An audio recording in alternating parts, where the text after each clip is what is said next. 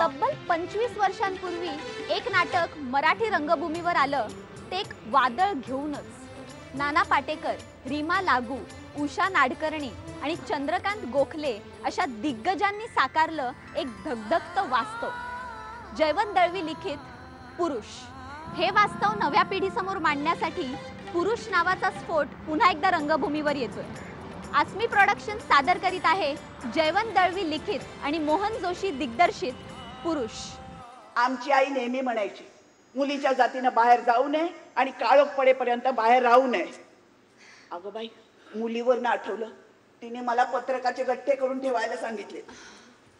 काकू, तुमच्या आईचा काळ गेलाय आता आणि आपली अंबू काही चार चौघींसारखी आहे का?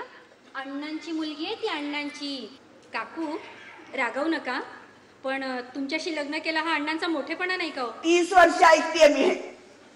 टाकलेल्या बाईशी लग्न केलं हा यांचा मोठेपणा, ते सगळ्या जगाला सांगणार। खरा समाजसेवक म्हणून तुम्ही उदो उदो करणार आणि मी 30 वर्ष त्यांच्या बरोबर काबड कष्ट करत काढली ती, त्याचा कोणालाच काही नाही। हा केसांचा अवतार, हे स्लीवलेस, हे सगळं ह्यांचं वेळ। ते का बायकोनं म्हणे सेक्सी दिसायला पाहिजे, नाहीतर नवऱ्याचं लक्ष दुसऱ्या बायकांकडे जातं। जळलं लक्षण आमच्या वेळेला नव्हतं असलं काही सेक्सी का फेक्सी। कशाही दिसा आणि काळोखात काय दिसतंय ग? त्यांनी सुद्धा माझ्या गौरवाचं भाषण केलंय। तुम्हाला काय दिलं? शाल दिली काश्मीरी। वा, पाण्यात भिजवाल तेव्हा इतर कपड्यांबरोबर भिजवू नका, बऱ्या कपड्यांना रंग लागेल। या सत्काराच्या शालीचं एक असतं, शालीचा रंग कच्चा पण दुसऱ्या कपड्यांना लागला की पक्का। नवी पिढीने हे करणं एवढ्यासाठी आवश्यक आहे की त्यातली भाषा, त्यातले प्रसंग आणि त्यातला जो कंटेंट आहे बेसिकली तो इथे लोकांसमोर मांडणं फार आवश्यक आहे। कारण आजकालच्या काळामध्ये अशा गंभीर विषयांवरची नाटकं फार कमी येत आहेत आणि ही कशी गाजलेली नाटकं आहेत, त्यामुळे आत्ताच्या पिढीने बघणंही आवश्यक आहे।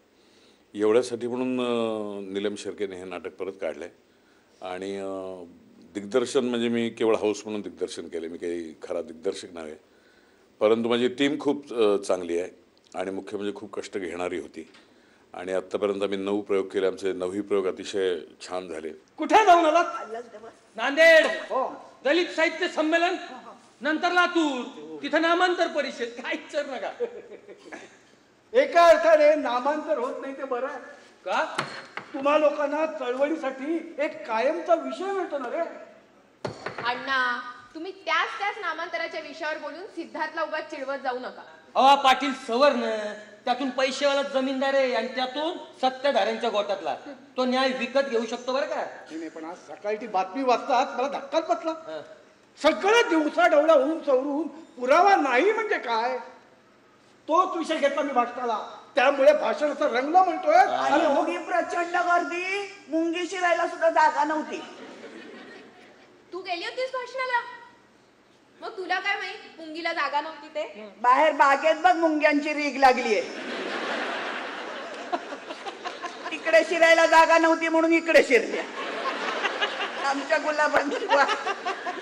तारा काकूंचं काम करते, जे काम प्रसिद्ध अभिनेत्री उषा नाडकर्णी केलं होतं, अतिशय सुंदर त्यांचा ठसा त्या भूमिकेवरती उमटलेला आहेच आणि तेच काम करायचं म्हटल्यानंतर खूप टेन्शन होतं रादर। पण जयवंत दळवींसारख्या सिद्धहस्त लेखकाचं नाटक आहे आणि त्यांनी लिहिलेले डायलॉग्स इतके म्हणजे अतिशय सुंदर रीतीने त्यांनी लिहिलेले असल्यामुळे खूप काही करावं लागलंच नाही या कॅरेक्टरमध्ये। खरं म्हणाल तर दडपण नाही आहे, कारण माझा हा रोल आधी जी विजयाबाईंनी जेव्हा केलं होतं तेव्हा सतीश पोळेकरांनी केला होता आणि सगळ्यात महत्त्वाचं म्हणजे मी ते पाहिलं नव्हतं आणि पाहिलं नसल्यामुळे ना फार बरं पडतं। पाहिलेलं असेल तर ते इम्प्रेशन डोक्यावर राहतं आणि आपल्याला आणि मला माझ्याकडनं माझं काम करून घेणं ते सरांनी केलं आणि ते झालंय। ट्रान्झिस्टरवरची बातमी ऐकलीस का? नाही, कोणती? तो खंडेराव पाटील नाही का, त्याच्यावर हल्ला झाला म्हणे, त्याचे दोन्ही डोळे फोडले आणि दोन्ही हात कोपरापासून तोडले। अगं काय? हो, ब्रेहो, दॅट्स द आन्सर। असं ठोकलं पाहिजे या लोकांना. ठेव का? नाही विकत घेणार. हे नक्कीच बंडाचं काम बर का आंबे. बंडा? हो. हा बंडा कोण? कायदा हाती घेणाऱ्यांना दहशत हेच त्याचं ब्रीदवाक्य आहे. कायदा हाती घेणाऱ्याला दहशत हा. म्हणजे हा स्वतः कायदा हाती घेणार, हे चुकीचं आहे. आडनाव काय रे त्याचं? आडनाव नाही लावत तो म्हणतो आडनाव लावलं ना तर ऐकणाऱ्यांना प्रश्न पडतो, कोणत्या जातीचा, कोणत्या शाखेचा, बीसी का ओबीसी.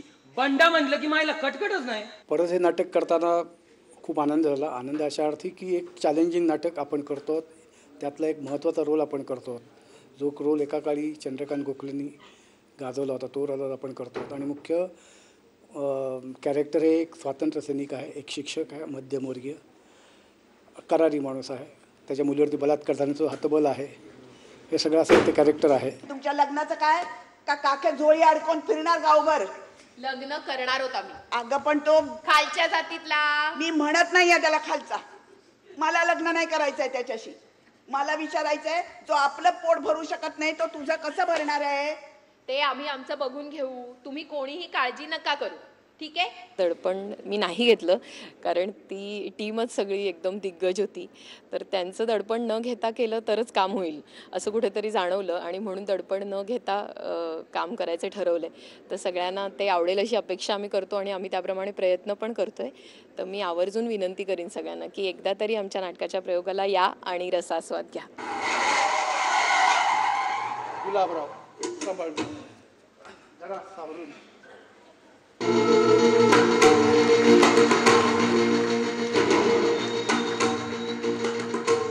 नमस्कार नमस्कार अण्णासाहेब. गुलाबराव जाधव नमस्कार. हो